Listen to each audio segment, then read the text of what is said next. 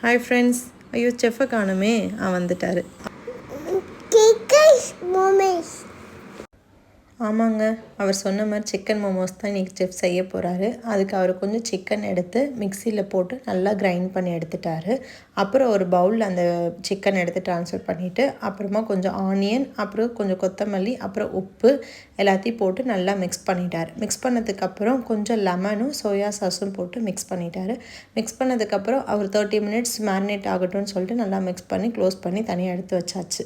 அதுக்கப்புறமா அதுக்கு வேலை வைக்கிற மாவு ரெடி பண்ணுறதுக்காக ஒரு பவுலில் கொஞ்சம் மைதா மாவு போட்டு உப்பு அப்புறம் தண்ணி விட்டு நல்லா மிக்ஸ் பண்ணி நல்லா நீட் பண்ணிட்டார். நீட் பண்ணதுக்கப்புறம் அதை ஒரு 30 to 40 மினிட்ஸ் நல்லா ஊறணும். ஸோ 30 to 40 மினிட்ஸ்க்கு அப்புறம் ஊறினதுக்கப்புறம் அந்த மாவு எடுத்து பார்த்தா நல்லா சாஃப்டாக இருந்துச்சு. அதுக்கப்புறம் அதை அவரே எடுத்து உருட்டுறேன்னு சொல்லி சப்பாத்தி கட்டில் எடுத்து வச்சு நல்லா உருட்டினார்.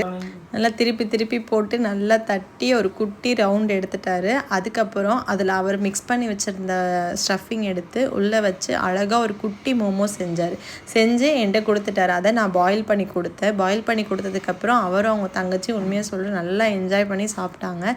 நீங்களும் ட்ரை பண்ணி பாருங்கள். குட்டி செஃப் எப்படி செய்கிறாரோ அந்த மாதிரி நீங்களும் செஞ்சு ட்ரை பண்ணி பாருங்கள். பாய்.